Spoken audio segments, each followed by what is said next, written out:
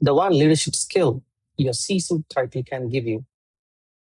Imagine I hand you the annual executive performance dashboard, revenue growth, market share, innovation, employee engagement, customer satisfaction, cash flow, shareholder value. These are some of the metrics that determine whether you are succeeded as a C-suite leader. Now, let me ask you one simple question. Where on this dashboard is awareness? Which KPI tells us how aware the CEO is? There isn't one. Yet something fascinating happens. Every one of these metrics is shaped by thousands of decisions. Every decision is shaped by the quality of your mind making it. And that's where today's conversation begins. Because we have quietly accepted a myth that many successful people never question. If someone reaches the C-suite, they must also have succeeded in life. But have they? Your title is the evidence of your professional success. It is not the evidence of your awareness. And discovering the difference may be the most important leadership journey you will ever take. Here's what surprises me. The higher someone climbs professionally, the easier it has become to overlook the one who is climbing. Let me explain. Imagine your career as a magnificent glass tower. The ground floor is your first job, then comes another floor, experience, another management, another senior leadership, or vice president, executive vice president, chief executive officer. Every promotion adds another floor. People admire the tower, they congratulate the builder. The higher it goes, the more impressive it becomes. But there is something fascinating about the tower. Every floor has enormous windows.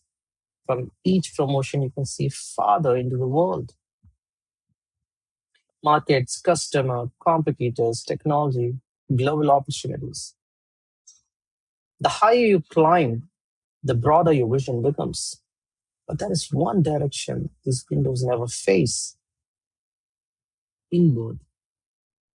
The entire tower was built to help you understand the world, not necessarily yourself. And because of that, many extraordinary leaders spend decades becoming expert at reading business without ever learning to observe their own mind.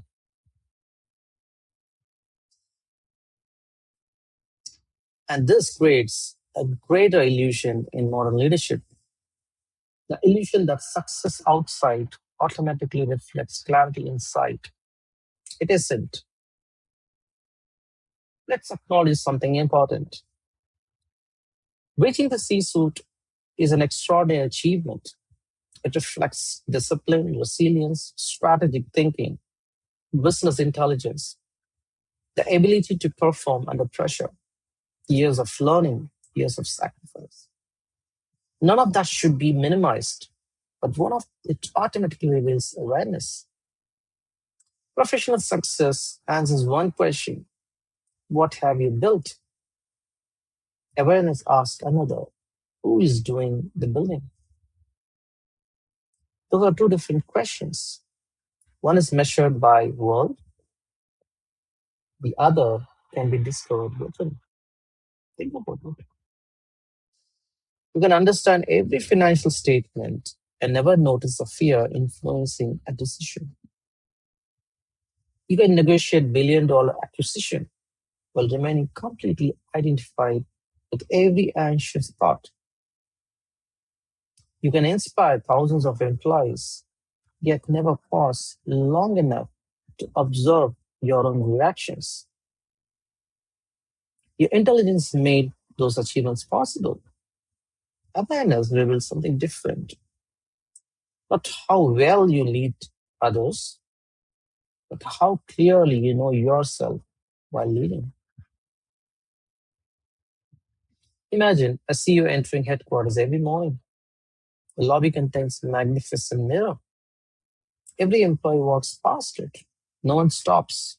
One morning, the CEO pauses not to fix tie, not to check appearance, simply to look. For the first time, the mirror isn't reflecting a face, it is asking a question. You have spent years leading organizations. Have you ever observed the one leading your own mind? That question changes everything. Because most of us spend our lives improving thoughts. Very few spend time observing thought. The mind plans, analyzes, calculates, predicts, remembers, imagines. These are extraordinary abilities. Another possibility quietly exists. Instead of becoming every thought, what happens if you simply observe it? Not suppress it, not judge it, just notice. A thought appears, you notice it. Another thought appears, you notice it too. Then something remarkable becomes obvious. If you can observe your thoughts, you're not the thought itself. Witnessing limits.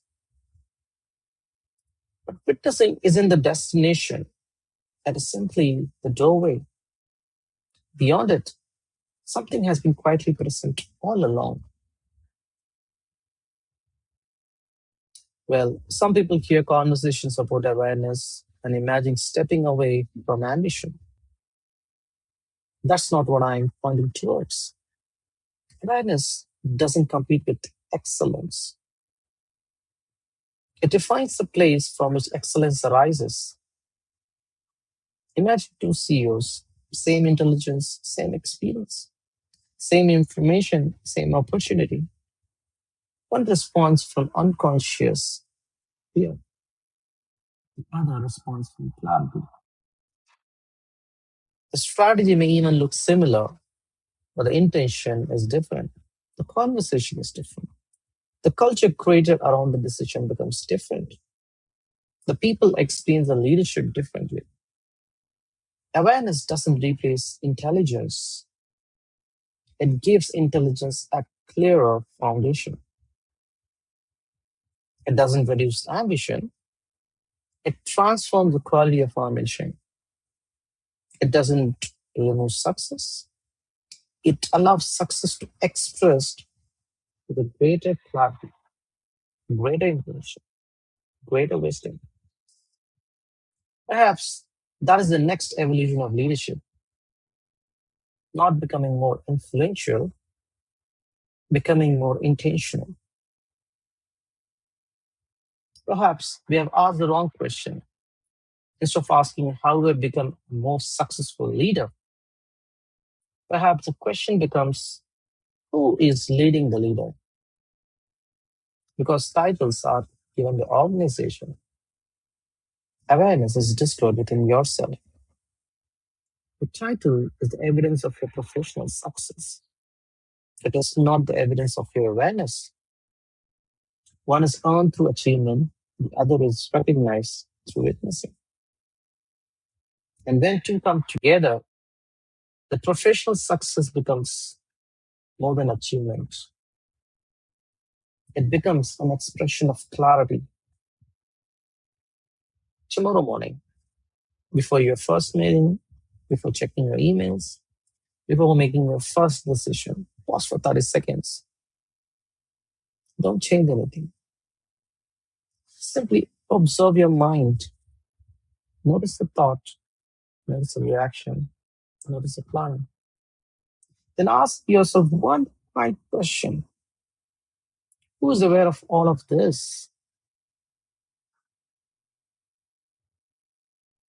If this conversation challenged the way you think about leadership, share it with another leader who has mastered the corporate ladder, but may be ready to begin the inward journey. I'd love to hear from you in the comments. Do you believe professional success and awareness are often confused? Why and why not? Until then, keep witnessing.